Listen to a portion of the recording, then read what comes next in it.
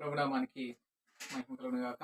యేసుక్రీస్తు నామమున మీ అందరికీ వందనాలు తెలియపరచుకుంటున్నాను. ప్రభు కృపను బట్టి దేవుడు మనలను కనికరించి కాపాడి ప్రాణభిక్ష పెట్టి మనలను సజీవ లెక్కలో ఉంచాడు. ఆయనకు మనం ఎంతైనా కృతజ్ఞులు. మన జీవితంలో ఆయన చేసిన ప్రతి మేలును బట్టి ప్రభువును స్తుతించుకున్నాం. 2025 సంవత్సరం అంతా కాచి కాపాడి 2026 సంవత్సరంలోనికి దేవుడు మనలను ప్రవేశింపజేశాడు. ఈ 2026 సంవత్సరం జనవరి నెల ఫస్ట్ ఆదివారంలోనికి దేవుడు మనలను తీసుకొచ్చాడు. మరి ఆ సందర్భంగా ప్రభువును స్తుతించుకొని గణపరుచుకొని ఆయన పాదాలు పట్టుకొని ప్రభువును స్తుతించుకున్నాం. ఆయనకు మనం ఎంతైనా కృతజ్ఞులమై ఉన్నాం. కాబట్టి కొద్ది నిమిషాలు వాక్యాన్ని ధ్యానం చేసుకున్నాం. దయచేసి బైబిల్ గ్రంథంలో నుండి కీర్తన గ్రంథం 103వ కీర్తన 4వ వచన భాగాన్ని చదువుకొని ప్రభు వాక్యాన్ని ధ్యానం చేసుకున్నాం. 103వ కీర్తన 4వ వచనం. సమాధిలో నుండి నీ ప్రాణమును విమోచించుచున్నాడు, కరుణా కటాక్షములను నీకు కిరీటముగా ఉంచుచున్నాడు. చిన్న ప్రార్థన. ప్రేమగల ప్రభువా, దయగల దేవా, కృపగల రాజా, సర్వానికి ఉన్నతుడు, సర్వాంతరవ్యామివి, అధిక స్తోత్రార్హుడు, పరిశుద్ధుడు, నీతిమంతుడు, మేమైతే అపాత్రులు, అయోగ్యులము, ఎన్నికలేని వారు. మమ్మల్ని కనికరిస్తున్నావు, దయ చూపిస్తున్నావు. నీ కరుణా కటాక్షాలను మా పైన చూపిస్తున్న దేవానికి వందనాలు. మరి సమయంలో ప్రభా, నీ బిడ్డలుగా నీ పాదాలు పట్టుకొని ప్రార్థించుకుంటున్నాం. గత సంవత్సరం అంతా మీరు ఎక్కువ సాటిన భద్రపరిచి మమ్మల్ని నూతన సంవత్సరంలోనికి ప్రవేశింపజేశారు. ఈ నూతన సంవత్సరం మొదటి ఆదివారంలో మమ్మల్ని ప్రవేశింపజేసి నీ పాదాలు పట్టుకొని నిన్ను స్తుతించి ప్రార్థించుకునే ధన్యతనిచ్చావు. ఎక్కడైతే ఇద్దరు ముగ్గురు కూడి నా నామమును స్తుతిస్తారో, ప్రార్థిస్తారో, ఆరాధిస్తారో వారి మధ్య ఉంటారని మీరు వాగ్దానం చేసిన దేవుడు. మీ కొద్ది మందిగా కూడుకొని నీ పాదాలు పట్టుకొని మిమ్మల్ని స్తుతించుకుంటున్నాం. తండ్రి, మా పక్షంగా ఎంతో మేలు చేశావు. దేవానికి వందనాలు. ఇన్ని కష్టాల్లో నుండి తప్పించావు, ఇన్ని బాధల్లో నుండి తప్పించావు, ఇన్ని అవమానాలు, శోధనలు, పోరాటాలు, వ్యతిరేకతలు, నిందలలో నుండి మమ్మల్ని తప్పించుకుంటూ నీ రెక్కల సాటిన భద్రపరుస్తూ పోషిస్తూ వచ్చావు. దేవానికి వందనాలు. ఏమిచ్చి మీ రుణాన్ని తీర్చుకోగలవు తండ్రి. మా మనస్ఫూర్తిగా మిమ్మల్ని స్తుతించుకుంటే ఆ భాగ్యం మాకు అనుగ్రహించావు. నీకు స్తోత్రాలు. మరి ఈ సమయంలో అల్పునైన నన్ను నీ స్థితిలో సాటిన మరుగు చేసుకోండి. కొన్ని శ్రేష్టమైన తలంపులు ఇవ్వండి. మమ్మల్ని ఆత్మీయకరంగా బలపరిచి మీ వాక్య జ్ఞానంతో మమ్మల్ని పరిశుద్ధులుగా నిలబెట్టి బలపరుచుకుందరండి. యేసు నామములో ప్రార్థించి అడిగి వేడుకుంటున్నాను తండ్రి, ఆమేన్.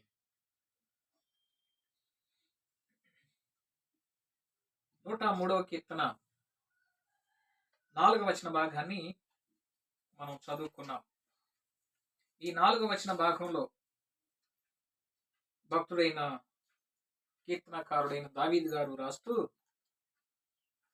నా ప్రాణమా యెహోవాను సన్నుతించుము, నా అంతరంగమునున్న సమస్తమా ఆయన పరిశుద్ధ నామమును సన్నుతించుము అన్నాడు. నా ప్రాణమా యెహోవాను సన్నుతించుము, నా అంతరంగమునున్న సమస్తమైన పరిశుద్ధ నామమును సన్నుతించుమని 2వ వచనంలో అంటాడు, నా ప్రాణమా యెహోవాను సన్నుతించుము, ఆయన చేసిన ఉపకారములలో దీనిని మరువకము అన్నాడు.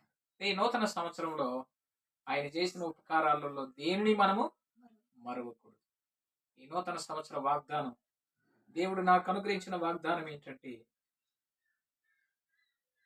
4వ వచనం, సమాధిలో నుండి నీ ప్రాణమును విమోచించుచున్నాడు, కరుణా కటాక్షములను నీకు కిరీటముగా ఉంచుచున్నాడు.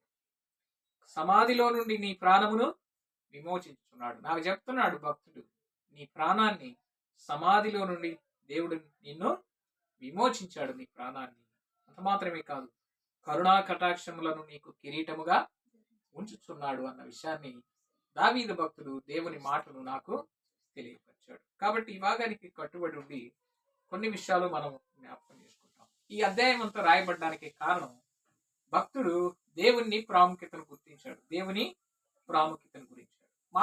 మానవులంగా ఈ లోకంలో రకరకాల వాటికి ప్రాముఖ్యతనిస్తారు. కానీ దావీదు భక్తుడు దేవునికే ప్రాముఖ్యతనిచ్చాడు. అందుకే అంటున్నాడు, నా ప్రాణమా యెహోవాను సన్నుతించు. దేవుణ్ణి స్తుతించాలి అంటే ప్రాణంతో, ఆత్మతో, సత్యముతో దేవుణ్ణి ఆరాధించాలి. భక్తుడు ఏమంటున్నాడంటే, నా ప్రాణమా యెహోవాను స్తుతించుము అంటున్నాడు. ప్రాణానికి ఎందుకు చెప్పుకుంటున్నాడు? ప్రాణమా నీవు దేవుణ్ణి గణపరచుము, దేవుణ్ణి పూజించు అంటున్నాడు భక్తుడు. దేవుణ్ణి పూజించకుండా మరి మనుషులు ఏం పూజిస్తున్నారు అంటే, బైబిల్లో చాలా విషయాలు వ్రాయబడ్డాయి. బైబిల్లో మానవుడు సృష్టిని పూజిస్తున్నారట. దేన్ని పూజిస్తున్నారు? సృష్టిని పూజిస్తున్నారు. దేవుణ్ణి కాకుండా దేవుడు సృష్టించిన సృష్టిని పూజిస్తున్నారు. చూడండి, రోమాపత్రిక 1:21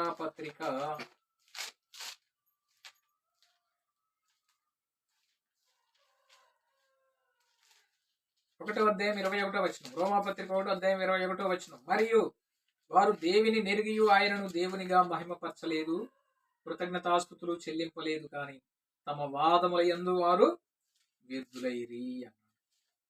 ఇంకా 25 అంటాడు, అట్టివారు దేవుని సత్యమును అసత్యమునకు మార్చి సృష్టికర్తకు ప్రతిగా సృష్టమును పూజించి సేవించి యుగయుగముల వరకు ఆయన స్తోత్రార్హుడై ఉన్నాడు. ఎవరిని సేవిస్తున్నారు, ఎవరిని పూజిస్తున్నారు మానవులంటే?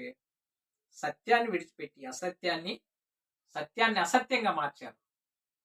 అసత్యాన్ని సత్యంగా మారుస్తున్నారు. సృష్టికర్తకు బదులు సృష్టాన్ని పూజిస్తున్నారు. సృష్టికర్తకు ప్రతిగా సృష్టమును పూజించి సేవించిరి అంటున్నాడు. మానవులు చేసే పొరపాటు ఏంటంటే, దేవుణ్ణి సేవించాల్సిన మానవుడు సృష్టిని సేవిస్తున్నాడు, సృష్టిని పూజిస్తున్నాడు.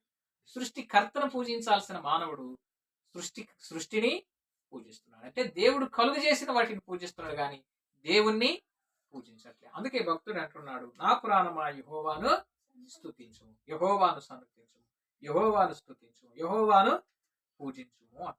ఇంకా కొంతమంది బలాన్ని స్తుతిస్తున్నారు, కొంతమంది ధనాన్ని స్తుతిస్తున్నారు, కొంతమంది ఆస్తులను బట్టి వాటిని ఆరాధిస్తున్నారు, వాటిని గణపరుస్తున్నారు, వాటిని కళ్ళకు అద్దుకుంటున్నారు. డబ్బులు కనపడితే డబ్బులు కళ్ళకు అద్దుకుంటాం, ఆస్తులు కనపడితే ఆస్తులను కళ్ళకు అద్దుకుంటాం. కానీ వీటిని కాదు మనం కళ్ళకద్దు కావాల్సింది, మన సృష్టికర్త అయిన దేవుణ్ణి మనము కళ్ళకద్దు కావాలి. కళ్ళకద్దుకొని ప్రభువును స్తుతించాలి. చూడండి, ఇంకొక దాన్ని స్తుతించాడు. చూడండి, లూకాసు వార్త 12వ అధ్యాయం, లూకాసు వార్త 12వ అధ్యాయం 17వ వచనం నుండి చదువుతున్నాను. లూకాసు వార్త 12వ అధ్యాయం 17వ వచనం. అప్పుడు అతడు, నా పంట సమకూర్చుకొనుటకు నాకు స్థలము చాలదు గనుక నేనేమి చేతునని తనలో తాను ఆలోచించుకొని, నేను ఇలాగు చేతును, నా కొట్లు విప్పి వాటికంటే గొప్ప వాటిని కట్టించి అందులో నా ధాన్యమంతటిని నా ఆస్తిని సమకూర్చుకొని, నా ప్రాణముతో ప్రాణమా, అనేక సంవత్సరములకు విస్తారమైన ఆస్తి నీకు సమకూర్చబడి ఉన్నది, సుఖించుము, తినుము, త్రాగుము, సంతోషించుమని చెప్పుకుంటున్నా నేను.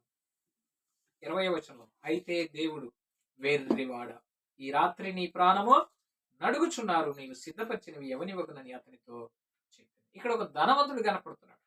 ధనవంతుడు ఏం చేశాడు? బాగా ఆస్తిపరుడు, ఆస్తి అంతస్తులు పేరు ప్రఖ్యాతులు కలిగినవాడు, బాగా పంటలు పండించుకున్నాడు, బాగా ధనం ఉంది, డబ్బు ఉంది, ఆస్తి ఉంది, అన్ని సమృద్ధిగా సంపాదించుకున్న తర్వాత అతను ఒక ఆలోచన చేస్తున్నాడు, ఈ ధనమంతా ఎక్కడ పెట్టాలి, ఈ ధాన్యమంతా ఎక్కడ పెట్టాలి, ఈ ధనాన్ని దాచుకోవడానికి, ఈ ధాన్యాన్ని దాచుకోవడానికి ఈ గోడౌన్లను పెద్దగా కట్టించి దాంట్లో దాచుకుంటామని చెప్పి దాంట్లో దాచుకొని వాడు ప్రాణంతో చెప్పుకుంటున్నాడు, నా ప్రాణమా, అనేక సంవత్సరాలకు నీకు సమకూర్చబడిన ఆస్తి ఉంది, నీ ఇష్టం, తిను, త్రాగు, సుఖించు, సంతోషంగా జీవించని చెప్పి చెప్పుకుంటుంటే దేవుడు తన దగ్గరుండి తట్టి అంటున్నాడు, రే వెర్రివాడా, ఈ రాత్రి నీ ప్రాణం పోతే నీ ఆస్తి అంతా ఎవరిదైపోద్ది అని ప్రభు ప్రశ్నిస్తున్నాడు. ప్రియ సహోదరి సహోదరుడా, చూడండి, మానవులంగా దేవుణ్ణి విడిచిపెట్టడం మనం వెలితం. దేవుడు మనకు ప్రాణభిక్ష పెట్టి ప్రాణం పెడితేనే మనం బ్రతుకుతున్నాం. కానీ ఆ ప్రాణం ఇచ్చిన దేవుణ్ణి మర్చిపోయి ఈ సృష్టిలో ఉన్నటువంటి ఆస్తి అంతస్తులను చూసుకొని విర్రవీగి ఇదే మాకు గొప్పతనం అనుకుంటే రేపు నీ ప్రాణం పోతే నువ్వు ఎక్కడికి వెళ్తావు? నీ ఆస్తి అంతా ఎవరిది? చూడండి, గమనించండి, చనిపోయిన వాళ్ళు ఏమైనా తీసుకెళ్తున్నారా? ఏమి తీసుకెళ్ళట్లే. ప్రభు అన్నాడు, మీరు ఒట్టి చేతులతో వచ్చారు, ఒట్టి చేతులతోనే వెళ్ళిపోతారు. ప్రాణం పోతే ఒట్టి చేతులతోనే వెళ్ళిపోతారు. అది ఎంత తోడైనా సరే, ఎంత కోటేశ్వరుడైనా, ఎంత ధనవంతుడైనా, ఎంత లక్షాధికారైనా, ఎన్ని కోట్లు సంపాదించినా, ఎన్ని వేల ఎకరాలు, కోట్ల ఎకరాలు సంపాదించినా ఉపయోగం ఏమీ లేదు. పోయేటప్పుడు కనీసం ఏది కూడా చేత పట్టుకొని వెళ్ళలేదు. ఎంతో తాపత్రయపడి సంపాదిస్తున్నాం, మంచిదే, సంపాదించుకో, దాచుకో, మంచిదే. కానీ దేవుణ్ణి మాత్రం ఎప్పటికీ విడిచిపెట్టకూడదు, దేవుణ్ణి ఎప్పటికీ మర్చిపోకూడదు. అందుకే ధనవంతుణ్ణి దేవుడు ఏమంటున్నాడు? అన్నీ ఉన్నాయి కానీ వీడిని దేవుడు ఏమంటున్నాడు? వెర్రివాడా అంటున్నాడు. ఒక వెర్రివాడితో పోల్స్తున్నాడు దేవుడు. ప్రియ సహోదరి సహోదరుడా, నీకన్నీ ఉన్నాయి, నీకు ఆస్తి ఉంది, డబ్బు ఉంది, పొలాలు ఉన్నాయి, బంగ్లాలు ఉన్నాయి, బంగారం ఉంది, అన్నీ ఉన్నాయి. దేవుడు లేడు. దేవుణ్ణి స్తుతించే తత్వం నీలో లేదు. దేవా, నాకు ప్రాణం పెట్టావు దేవా, నీకు స్తోత్రం అని నీ మనసులో నువ్వు ఊహించట్లే. అందువల్ల నువ్వు వెర్రివాడివి, వెర్రిదానవని దేవుని వాక్యం తెలియపరుస్తా ఉంది. చూడండి, ద్వితీయోపదేశకాండం 30వ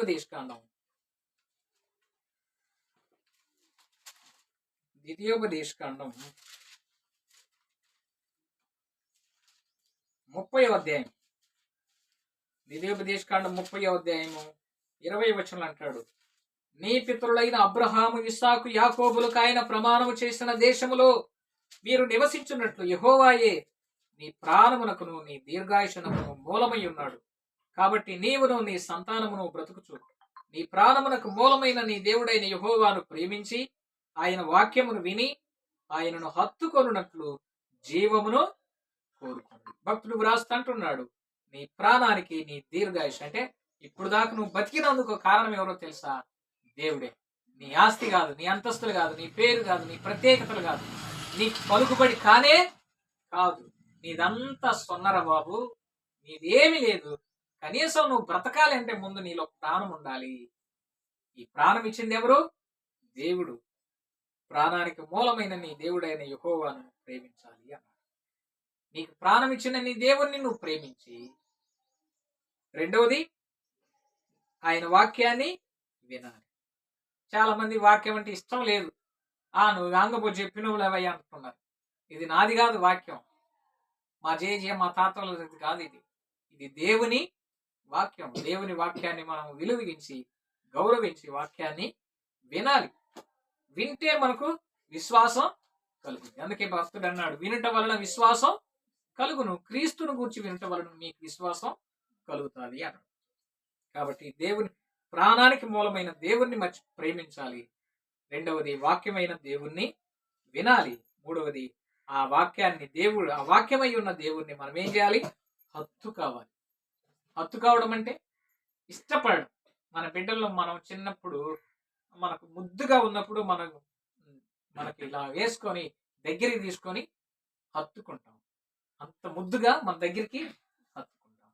ప్రేమ అంటే అది. ఆ విధంగా దేవుణ్ణి ప్రేమించి ఆయన వాక్యం విని ఆయన్ను హత్తుకొని మనం జీవించాలని దేవుని వాక్యం తెలియపరుస్తాము. అందుకే అంటున్నాడు దేవుడు, వెర్రివాడ, ఈ రాత్రి నీ ప్రాణం అడుగుతున్నాను, నువ్వు సంపాదించిందంతా ఎవరివి అవుతాయి అంటున్నాడు. కాబట్టి మనం ఏం చేయాలి అంటే దేవుణ్ణి స్తుతించాలి. అందుకే నా ప్రాణమా యెహోవాను సన్నుతించుమంటున్నాడు.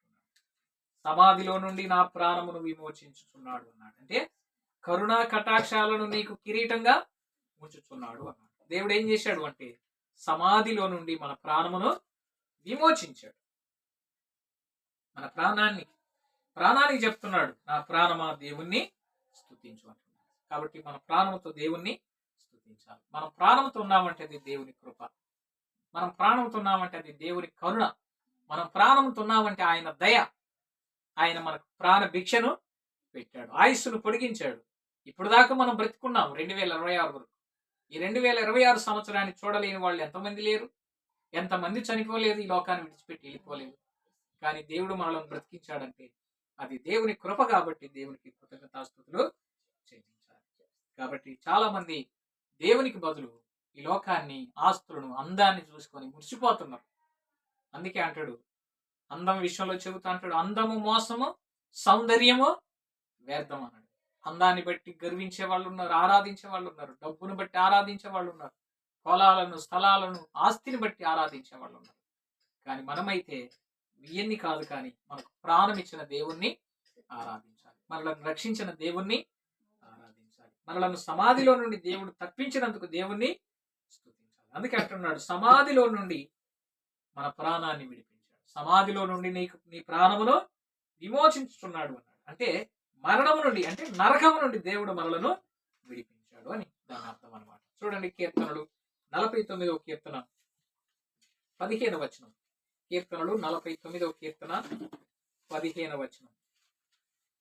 49 15వ వచనంలో అంటాడు, ఏమంటాడు చూడండి, ఏమంటాడు? దేవుడు నన్ను 49 15వ వచనం, దేవుడు నన్ను చేర్చుకును, పాతాళ బలము నుండి ఆయన నా ప్రాణమును విమోచించను అంటున్నాడు. దేవుడు ఎక్కడి నుంచి విడిపించిందంట? పాతాళ బలము నుండి. పాతాళం అంటే అగ్నిగుండం, నరకం. ధనవంతుడు పాతాళంలో బాధపడుచు, తండ్రివైన అబ్రహాము నా యందు కనికరపడి తన వ్రేలు కొనను నీళ్లలో ముంచిన నాలుకను చల్లార్చుటకు లాజరును పంపు అన్నాడు. ధనవంతుడు పాతాళంలో పడ్డాడు, దరిద్రుడు వచ్చి పరలోక రాజ్యంలో తండ్రి రొమ్మున, పరదేశంలో తండ్రి రొమ్మున అనుకొని ఉన్నాడు. ప్రభువును నమ్మకపోతే పాతాళం. ప్రభు మన కోసం ప్రాణం పెట్టాడు. ఆయన నమ్మిన బిడ్డలకు పాతాళం నుంచి విడుదల దొరికింది. 40వ కీర్తన 2-3 వచనాలు. 40వ కీర్తన 2-3 వచనాలు. నాశనకరమైన గుంట నుండి, జిగటగల దొంగ ఊబి నుండి ఆయన నన్ను పైకెత్తెను, నా పాదములు బండ మీద నిలిపి నా అడుగులు స్థిరపరచను. 3వ వచనం అంటాడు, తనకు స్తోత్ర రూపముకు క్రొత్త గీతమును మన దేవుడు నా నోట ఉంచెను, అనేకులు దానిని చూచి భయభక్తులు కలిగి యెహోవా యందు నమ్మిక ఉంచెదరు అంటున్నాడు. 2వ వచనం అంటాడు, నాశనకరమైన గుంటలో నుండి, జిగటగల దొంగ ఊబిలో నుండి ఆయన నన్ను పైకెత్తెను అంటున్నాడు. భక్తుడు మాట్లాడుతూ దావీదు అంటున్నాడు, దావీదుని ఎక్కడి నుంచి దేవుడు పైకి తీశాడు? నాశనకరమైన గుంటలో నుండి దేవుడు పైకి తీశాడు. జిగటగల దొంగ ఊబిలో నుండి దేవుడు తనను పైకి తీశాడు. ఎక్కడ నిలబెట్టాడు? తీసి గుంటలో నుండి, ఉబిలో నుండి బయటికి తీసి ఎక్కడ నిలబెట్టాడు అంటే బండ మీద నిలబెట్టాడు. బండ మీద నిలబెడితే ఇంకా కిందకు కూరుకుపోయే అవకాశం లేదు. జిగుట మట్టి అయితే, జిగుటుగా ఉంటే ఏమైపోద్ది? ఆ జిగుట మట్టిలో కిందకి దిగిపోతాం. కానీ మనం మళ్ళా దిగిపోకుండా దేవుడు బండ అనే ప్లేస్ మీద నిలబెట్టాడు. మరి ఎవరి బండ అంటే యేసు క్రీస్తు మీద మనలను నిలబెట్టాడు. మనం నశించిపోయేవాళ్ళు, మనం కృషించిపోయేవాళ్ళు, నాశనమైపోయేవాళ్ళు, దొంగ ఊబిలో కూరుకుపోయే మనలను దేవుడు లేపి బండ మీద మన పాదాలను నిలబెట్టాడు. ఇంకా ఏం చేశాడు? 3వ వచనం అంటాడు, తనకు స్తోత్ర రూపముకు క్రొత్త గీతమును మన దేవుడు నా నోట ఉంచాడు. తనకు స్తోత్ర రూపముకు క్రొత్త గీతం. ప్రభువుని గురించి పాడడమే ఒక క్రొత్త గీతం. ఒక కొత్త విషయం రావడమే ఆయనకు ఒక కొత్త గీతం, పాట.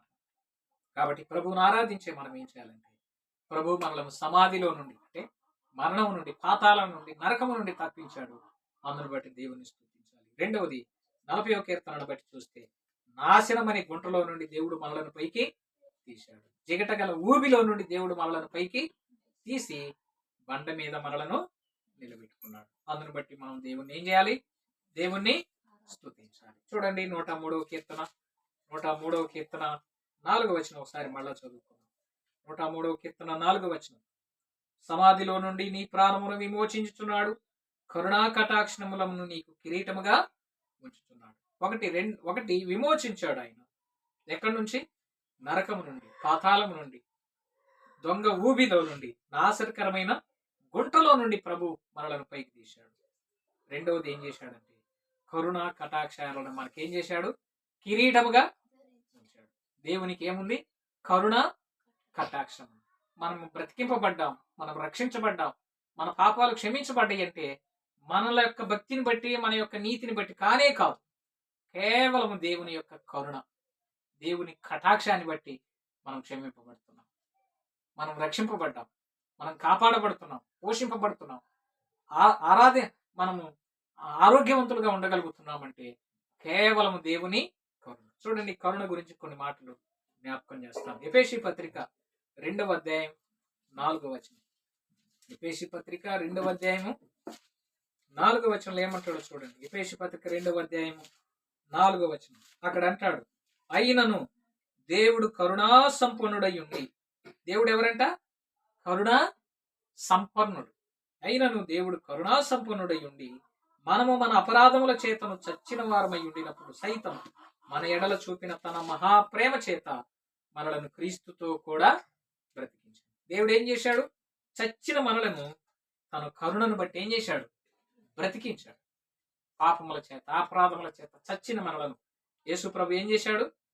బ్రతికించాడు. 2వ అధ్యాయం 1వ వచనంలో అంటాడు, మీ అపరాధముల చేతను పాపముల చేతను మీరు చచ్చిన వారై ఉండగా ఆయన మిమ్మల్ని క్రీస్తుతో కూడా బ్రతికించాడు.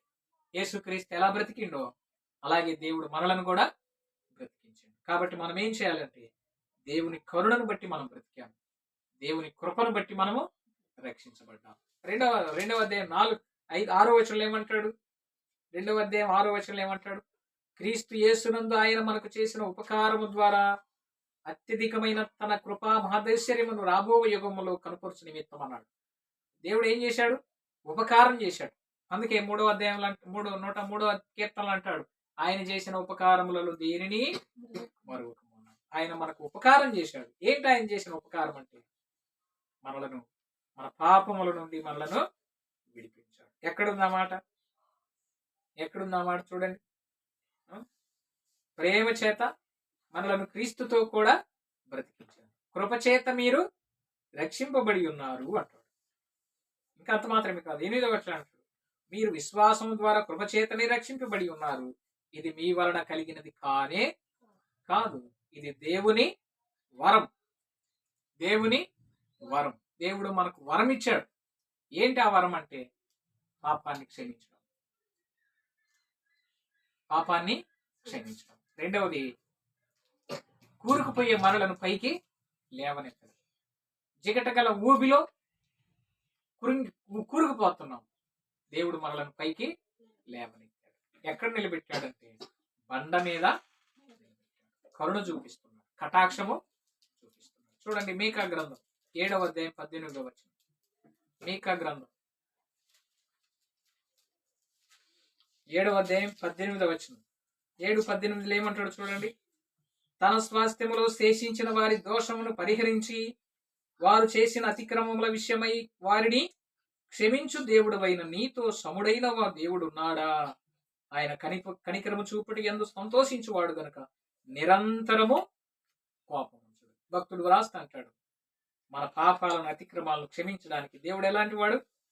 ఆయనతో సముడైన వాడు ఇంకెవరు లేనే లేరు. సముడు అంటే సమానమైన వాడు. ఇలా క్షమించే దేవుడు, ఇలాగా కనికరించేవాడు, ఇలాగ క్షమించే దేవుడు ఈ లోకంలో ఇంకెవరు లేనే లేరు. ఇంకంత మాత్రమే కాదు, ఆయన కనికరము చూపటి యందు సంతోషించువాడు. మనం ఏం చేస్తాం? మనకు మేలు చేస్తే మనం సంతోషపడతాం. కానీ దేవుడు ఆయన మన పాపాలు ఒప్పుకుంటే ఆయన కనికరించి క్షమించడానికి ఓ సంతోషంగా ఉంటాడు. ఎప్పుడు నా బిడ్డ క్షమాపణ కోరుతడానికి దేవుడు కోరుకొని ఆ మనిషి విషయంలో దేవుడు సంతోషిస్తాడన్న విషయాన్ని దేవుడు తెలియపరుస్తున్నాడు. తీతు పత్రిక 3వ అధ్యాయం 1వ అధ్యాయం 3వ అధ్యాయం 5వ వచనం. తిమోతి పక్కన ఉంటుంది. తీతు పత్రిక 3వ అధ్యాయం 5వ వచనంలో ఒక మాట రాయబడింది చూడండి. తీతు పత్రిక 3వ అధ్యాయం 5వ వచనం ఏమన్నాడు? మనము నీతిని అనుసరించి చేసిన క్రియల మూలముగా కాక తన కనికరము చొప్పుననే పునర్జన్మ సంబంధమైన స్నానము ద్వారాను పరిశుద్ధాత్మ మనకు నూతన స్వభావము కలుగు చేయటం ద్వారాను మనలను రక్షించాడు. ఇందాకేమన్నాడు? కృపచేత రక్షించినాడు అన్నాడు. రెండవది విశ్వాసము చేత మీరు రక్షించబడ్డారన్నాడు. మూడవది కరుణ ద్వారా మీరు రక్షించబడ్డారన్నాడు. నాలుగవది ఏమన్నాడంటే ఏం చేశాడు? తన కనికరము చొప్పున అన్నాడు. ఏం చేశాడు? తన కనికరము చొప్పున దేవుడు మనలను రక్షించింది. మనం ఏదో నీతి చేసి మంచి చేస్తే ఆయన రక్షించలే. ఏదో మనం ఏదో మంచిగా నీతిగా పవిత్రంగా బ్రతికితే ఆయన మనలను కాపాడలే, మా పాపాలు క్షమించలేదు. మనం ఏదో నీతిమంతులమని ఆయన మనల్ని దగ్గర తీయలేదు. కానీ కేవలం పాపులు, అపాత్రులు, అయోగ్యులు, పనికి మాలిన మనలను ప్రేమించి తన రెక్కల సాటును కాపాడి భద్రపరిచాడు. కాబట్టి అందుకే భక్తుడు అంటున్నాడు, మనము నీతిని అనుసరించి చేసిన క్రియల మూలముగా కాక తన కనికరము చొప్పునని పునర్జన్మ సంబంధమైన స్నానం ద్వారాను పరిశుద్ధాత్మ మనకు నూతన స్వభావం కలుగు చేయడం ద్వారా మనలను రక్షించాడు. 6వ వచనం అంటాడు, మనం ఆయన కృప వలన నీతిమంతులు మనకు తీర్చబడి నిత్య జీవమును కూర్చున్న నిరీక్షణను బట్టి దానికి వారసులం ఒకటికి ఆ పరిశుద్ధాత్మను మన రక్షకుడైన యేసుక్రీస్తు ద్వారా ఆయన మన మీద సమృద్ధిగా కొమ్మరించాడు. పరిశుద్ధాత్మ ద్వారా ఏం చేసిండు దేవుడు? మనలను నీతిమంతులుగా చేశాడు. ఆయన కృప వల్ల, ఆయన కనికరం వల్ల దేవుడు మనలను రక్షించాడు. దేవుడు మనలను క్షమించాడు. దేవుడు మనలను కాపాడుతున్నాడు. దేవుడు మనకు ప్రాణభిక్ష పెడుతున్నాడు. మనం బ్రతికున్నామంటే అది దేవుని కనికరమని దేవుణ్ణి స్తుతించాలి. మొదటి పేతురు పత్రిక 1వ అధ్యాయము, మొదటి పేతురు పత్రిక 1వ అధ్యాయము 3-4 వచనాలు చూసుకున్నాం. మొదటి పేతురు పత్రిక 1వ అధ్యాయం 3-4 వచనాలు. మన ప్రభువు యేసుక్రీస్తు తండ్రి అయిన దేవుడు స్తుతింపబడును గాక. మృతులలో నుండి యేసుక్రీస్తు తిరిగి లేచుట వలన జీవముతో కూడిన నిరీక్షణను మనకు కలుగునట్లుగా, అనగా అక్షయమైనదియు నిర్మలమైనదియు వాడబారనిదియు నైన స్వాస్థ్యము మనకు కలుగునట్లు ఆయన తన విశేష కనికరము చొప్పున మనలను మరలా జన్మింప చేసింది. మనం ఎలాంటి వాళ్ళం? పాపులు, పాపముల విషయంలో చచ్చిపోయిన వాళ్ళు. దేవుడు మనల్ని ఏం చేసిండంటే మరలా తిరిగి జన్మింపజేసిండు. క్రొత్త జీవితం ఇచ్చాడు. పరిశుద్ధాత్మ జన్మను మనకు అనుగ్రహించాడు. ఏం చేశాడంటే తన విశేష కనికరం, విశేష అంటే విశేషమైన ఆయన మంచి కనికరాన్ని మన పక్షంగా చూపించాడు. అంత కనికరం గల దేవుడు. అందుకే అంటున్నాడు, కరుణా కటాక్షాలు నేను ఏం చేశాను? నీకు కిరీటముగా ఉంచుతున్నాను అన్నాడు. దేవుడు మనకేం చేశాడంటే కరుణను, కటాక్షాన్ని, ప్రేమను, దయను, కృపను, దయాలత్వాన్ని దేవుడు మన పక్షంగా చూపించాడు. అందును బట్టి దేవుణ్ణి స్తుతించాలి. ఇప్పుడు ఎన్ని విషయాలు చెప్పానో తెలుసా? 1, సమాధిలో నుండి మన ప్రాణమును విమోచించాడు. 2వది, కరుణా కటాక్షాలను దేవుడు మనకు కిరీటముగా ఉంచాడు. 3వది, కరుణ అనే కిరీటాన్ని ఇచ్చాడు. కరుణ అనే కిరీటం. చూడండి 103వ కీర్తన 4వ వచనం. ఒకసారి 103వ కీర్తన 4వ వచనం. కరుణా కటాక్షములను నీకు కిరీటముగా ఉంచుచున్నాడు. కరుణ కటాక్షములను దేవుడు ఏం చేశాడు? కిరీటముగా ఉంచాడు. కిరీటం అనేది విలువైంది. కిరీటం అనేది గౌరవంతో ఇచ్చేది. కిరీటం అనేది ఒక అధికారంతో ఇవ్వబడి, దేవుడు కూడా ఒక గౌరవంగా, ఒక అధికారంగా, ఒక వాల్యుబుల్ గా దేవుడు ఏం చేశాడంటే కిరీటం ఇచ్చాడు. ఏం కిరీటం ఇది? కరుణ అనే కిరీటం. 65వ కీర్తన 11వ వచనం. కీర్తనలు 65వ కీర్తన 11వ వచనం. 65వ కీర్తన 11వ వచనంలో ఏమంటాడు? 65వ కీర్తన 11వ వచనం. 65వ కీర్తన 11వ వచనంలో అంటాడు, సంవత్సరమును నీ దయా కిరీటమును నీవు ధరింపజేసి ఉన్నావు, నీ జాడులు సారము వెదజలుచున్నవి అంటున్నాడు. సంవత్సరమును ఏం చేశాడు దేవుడు? దయా కిరీటముగా ధరింపజేశాడు. నీ జాడులు సారము వెదజలుచున్నవి. అక్కడేమో కరుణా కటాక్షాలను కిరీటంగా ఇచ్చాడు. 65వ కీర్తన 11వ వచనంలో సంవత్సరాన్ని దయాని కిరీటంతో ఇచ్చాడు. దేవుడు దయ చూపించి మరొక సంవత్సరంలోనికి దేవుడు మనలను తీసుకొచ్చాడు. ఇది ఒక కిరీటంగా దేవుడు మన నెత్తిన పెట్టాడు. 3వది చూడండి. 3వది మొదటి కీర్తన 9వ అధ్యాయము. మొదటి కొరింథీ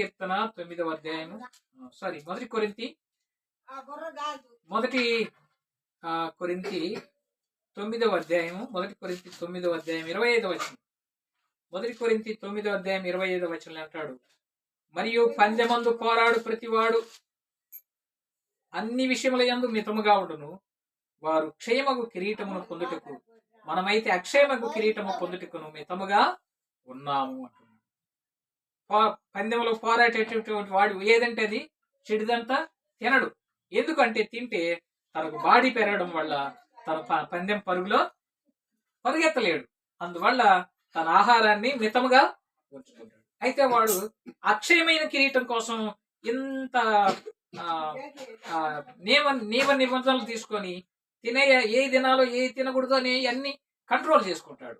అది అక్షయమైంది, కానీ దేవుడు క్షయమైపోయేది. అది దేవుడిచ్చే కిరీటం ఏంటిదంటే అక్షయమైన కిరీటం. అందుకంటాడు, మనమైతే అక్షయమైన కిరీటమును పొందుటకు మితముగా ఉన్నాము అంటున్నాడు. ఒకటి కరుణాని కిరీటము, రెండవది దయానే కిరీటము, మూడవది అక్షయ కిరీటము. ప్రకటన గ్రంథము 2వ అధ్యాయం 10వ వచనం, 8వ అధ్యాయం 10వ వచనం అంటాడు చూడండి. ప్రకటన గ్రంథము 8వ అధ్యాయము, ప్రకటన గ్రంథము 8వ అధ్యాయము 2వ అధ్యాయం 10వ వచనం చూడండి. 2వ అధ్యాయము 10వ వచనం, 2వ అధ్యాయం 10వ వచనం అంటాడు, ఇదిగో మీరు శోధింపబడినట్లు అపవాది మీలో కొందరిని శరలో వేయబోచున్నాడు. 10 దినములు శ్రమ కలుగును, మరణము వరకు నమ్మకముగా ఉండుము, నేను నీకు జీవ కిరీటము ఇచ్చేదను అంటున్నాడు. కరుణానికి కిరీటం ఇచ్చాడు దేవుడు, దయానికి కిరీటం ఇచ్చాడు. అక్షయ కిరీటం అనేది మనం నియమ నిబంధనలు పాటించి సంపాదించుకోవాల్సింది. 4వది జీవ కిరీటాన్ని దేవుడు మనకు అనుగ్రహించాడు. జీవ కిరీటం ఎలాంటి వారికి ఇస్తాడంటే మరణము వరకు నమ్మకంగా దేవుణ్ణిలో నిలబడ్డోళ్లకు దేవుడు జీవ కిరీటాన్ని ఇస్తాడు. మరణం దాకా మనం ఉండాలి. మరణం దాకా పోరాటం, అవమానాలు, నిందలు, వ్యతిరేకతలు, శోధనలు, శత్రుత్వాలు, దేవుడి బిడ్డల మీద వ్యతిరేకతలు వస్తాయి. వీటన్నిటిని తట్టుకొని నిలబడిన వాడికే దేవుడు పరలోక రాజ్యంలో తన జీవ కిరీటాన్ని ఇస్తాడు. చివరికి ఒక మాట చెప్పి నేను ముగింపు చేస్తున్నాను. మొదటి పేతురు పత్రిక 5వ అధ్యాయము, మొదటి పేతురు పత్రిక 5వ అధ్యాయము, మొదటి పేతురు పత్రిక 5వ అధ్యాయం 4వ వచనం అంటాడు, ప్రధాన కాపరి ప్రత్యక్షమైనప్పుడు మీరు వాడబారిని మహిమ కిరీటము పొందుదురు. ప్రధాన కాపరి ప్రత్యక్షమైనప్పుడు మీరు వాడబారిని మహిమ కిరీటమును పొందుదురు అంటున్నాడు. భక్తుడు మాట్లాడుతుంటున్నాడు, ఇదిగో నేను కాపరిని అంటున్నాడు, నేను గొర్రెలకు మంచి కాపరిని. ఇక్కడ అంటున్నాడు ప్రధాన కాపరిని అంటున్నాడు. ప్రధాన కాపరి కోసం మనం ఎదురు చూస్తే, ఆయన కోసం మనం నిలబడ్డప్పుడు, ఆయన ప్రత్యక్షమైనప్పుడు మనకేమిస్తాడు? వాడబారని మహిమా కిరీటం ఇస్తాడు. ఈ మహిమా కిరీటం ఎవరికంటే దేవునిలో కొనసాగేవాళ్ళు, దేవునిలో నమ్మకంగా ఉండే వాళ్ళకు జీవ కిరీటం ఇస్తాడు. దేవునిలో కొనసాగేటువంటి వాళ్ళకు మహిమా కిరీటం ఇస్తాడు. దేవునిలో పోరాడి అన్నిట్లో నియమ నిబంధనలు పాటించేటువంటి వాళ్లకు అక్షయమయ కిరీటాన్ని ఇస్తాడు. దేవుడు ఇప్పుడు మానవులంగా మనకు ఈ 2026 సంవత్సరాన్ని దయాని కిరీటంగా ఇచ్చాడు. మొదటిది కరుణాని కిరీటాన్ని ఇచ్చి దేవుడు మనలను రక్షించుకొని మన పాపాలు క్షమించి తన రక్తంతో కడిగి శుద్ధి చేసి ప్రాణభిక్ష పెట్టి మన ప్రాణ జీవప్రాప్తులుగా ఉంచాడు. దేవుడు తన బిడ్డలుగా నిలబెట్టుకున్నాడు. మనం బ్రతికున్నామంటే దేవుని కనికరం, దేవుని దయ, దేవుని కరుణై ఉంటుంది. కాబట్టి మనం గుర్తించి ప్రభు పాదాలు పట్టుకొని ప్రభువును స్తుతించి గణపరుద్దాం. దేవుడు అలాంటి కృపను మనకు అనుగ్రహించును గాక. చిన్న ప్రార్థన చేసి ముగిస్తాం. ప్రార్థన. ప్రేమగల ప్రభువా, నీ కొందనాలు, స్తుతులు, స్తోత్రాలు. ఇంతవరకు మీరు మాకు తోడుగా ఉండి ఎన్ని సైతాను శోధనలు, ఆటంకాలు, కొంత అబ్జెక్షన్స్ జరిగినా తండ్రి మీరు మా పక్షంగా ఉండి మీ కార్యం నెరవేరుస్తూ వస్తున్నావు దేవానికి కొందనాలు. ఏ విధంగా మిమ్మల్ని స్తుతించినా మేము మీకు రుణస్థులమే. సాతాను మాత్రమే సిగ్గుపడతాడు, మీరు మహింపరచబడతారు తండ్రి. అందుని బట్టి మనసారా మిమ్మల్ని స్తుతించుకుంటారు. విత్తబడిన వాక్యానికి నీరు కట్టి ఫలించేయండి. ఈ వాక్యం చూస్తున్న ప్రతి ఒక్కరూ మీరు దీవించి ఆశీర్వదించండి. యేసు నామములో ప్రార్థించి అడిగి వేడుకుంటున్నాను తండ్రి. ఆమేన్.